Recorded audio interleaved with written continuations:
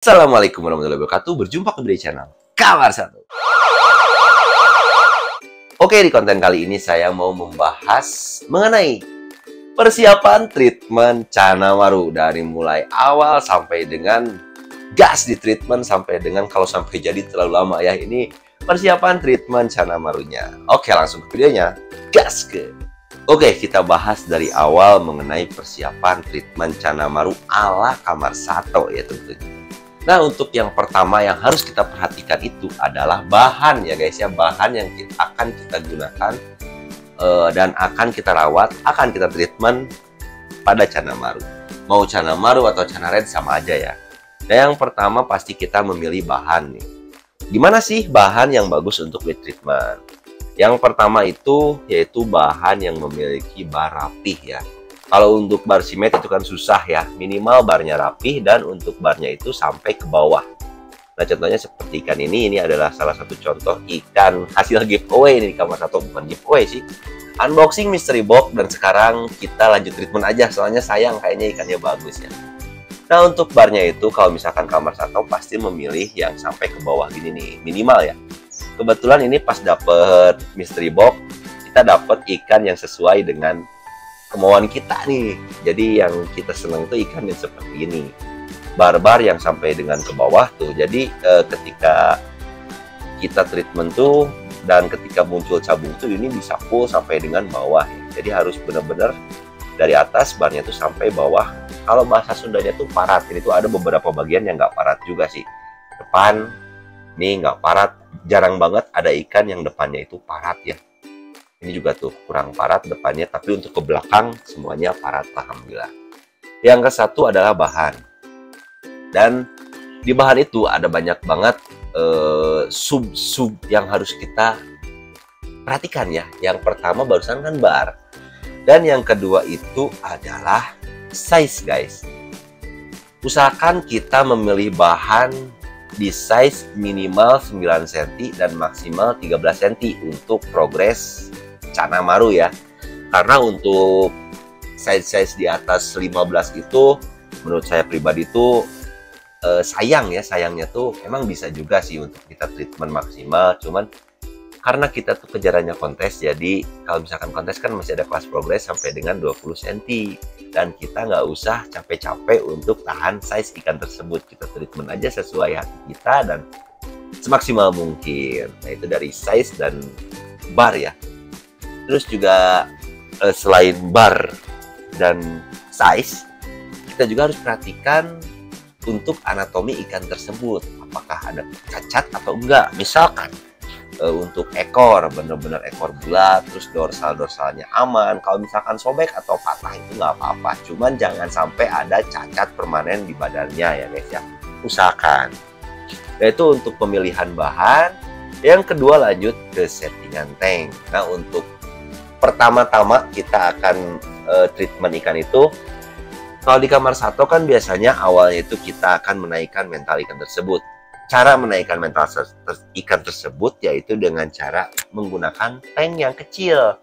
Nah, contohnya ikan ini. Ikan ini tuh masih menggunakan tank 30-20 dan mentalnya alhamdulillah sekarang sudah naik, dan nanti kita akan lanjut treatment menggunakan tank yang lebih enak ya, karena itu untuk tank naikin mental doang gitu, masih menggunakan pasir, masih menggunakan background.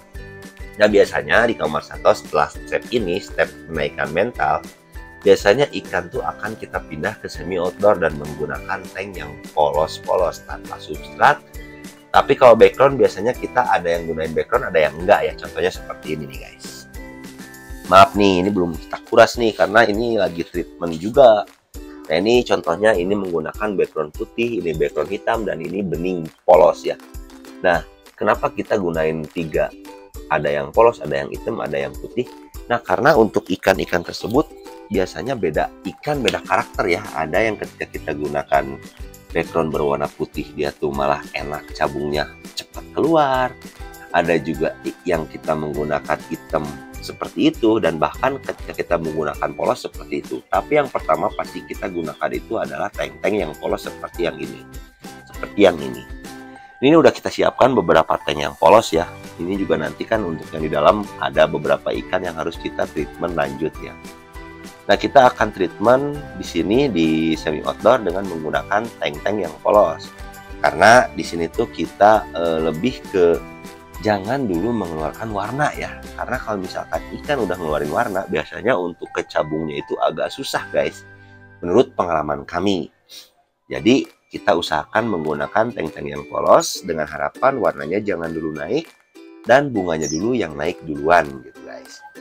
Setelah itu, kalau misalkan udah masuk di step yang ini, langsung ke pakan, guys. Nah, biasanya kalau misalkan pakan-pakan yang kita gunakan untuk treatment maru-maru bahannya itu pakan-pakan yang bener-bener fungsinya untuk menaikkan bunga ya, guys ya, bukan menaikkan warna. Contohnya, ini kan berdasarkan Kamar Sato yang sudah kita lalui dan sudah berdasarkan pengalaman Kamar Sato ya, guys ya. Kita tuh untuk awal-awal sangat menghindari memberikan pakan udang untuk ikan-ikan treatmentan awal kita. Untuk makanan hidup biasanya kita lebih sering menggunakan cacing, ulat hongkong, jangkrik, terus katak sawah. Cuman lebih dominan kita menggunakan cacing untuk ikan-ikan yang akan kita treatment ya. Untuk jangkrik biasanya kita sesuaikan jika bahannya tuh hilang. Ulat hongkong juga kalau misalkan cuacanya dingin, terus si ikannya kurang agresif, pasti kita gunakan ulat hongkong atau ulat Jerman gitu. Cuman untuk makanan hariannya itu pasti kita gunakan cacing tanah. Bukan harian sih, untuk makanan hidup yang kita gunakan dalam 1 minggu 2 kali pasti kita gunakan cacing tanah. Nah, untuk hariannya kita menggunakan apa? Nah, dulu tuh kita pernah bikin konten, kita tuh sering menggunakan pelet ya untuk ikan-ikan. Yang pertama, kita treatment tuh kita pasti menggunakan pelet. Dan untuk peletnya bebas kalian mau menggunakan pelet apa saja. Yang penting fungsinya untuk menaikkan cabung. Kalau misalkan emang kalian nggak mau menggunakan pelet atau ikan yang nggak doyan pelet, bisa dengan alternatif menggunakan maggot atau apalagi ya selain maggot kering. Kayaknya cuma maggot kering deh, karena untuk pertumbuhan bunga itu ikan memerlukan protein yang sangat tinggi. Tapi kalau misalkan kita menggunakan pakan hidup yang alami, yang fresh, terus-menerus, biasanya ikan akan oversize kalau misalkan kita menggunakan cacing tanah tiap hari. Cuman ada beberapa di postingan saya nemu, full cacing tanah, full ulat hongkong, full apa, ikannya emang bagus-bagus. Cuman untuk anatominya, ya lumayan gemoy-gemoy lah guys, dan ikannya cepet gede. Jadi nggak bisa dipakai di kelas progres dulu. Dan itu ikan nggak pernah saya puasakan guys. Kalau misalkan ada yang bilang kan, ada beberapa orang yang bilang di komenan, kasihan ikannya kurus. Ini tuh ikan emang, ya kita kasih makan tiap hari, cuman porsinya kita nggak beri berlebihan. Dan emang ini tuh ikan dari kecil, ikannya bentuknya ya seperti ini, maksudnya lebih ke panjang daripada lebar tuh. Ini dua ikan yang panjang ya. Tuh. Beda dengan ini kan ikannya emang red itu kan lebih ke genut-genut ya, maksudnya lebih tebal-tebal. Dan ini juga ada YS yang emang kalau emang dari sananya enggak tipis kayak yang tadi ya, enggak tuh. Kita pakan sama, terus perawatan sama, nggak ada yang dibeda-bedain.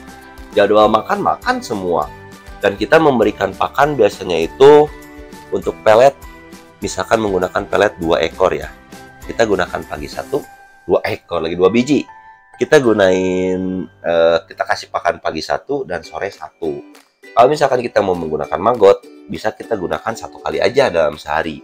Misalkan sore atau pagi, yang penting sebelum kita kasih makan kita bisa kasih interaksi dulu pada ikan-ikan agar menjaga mentalnya tetap bagus dan dia tuh lebih agresif ketika, pokoknya kalau interaksi sebelum makan itu bisa membuat ikan lebih agresif, intinya seperti itu.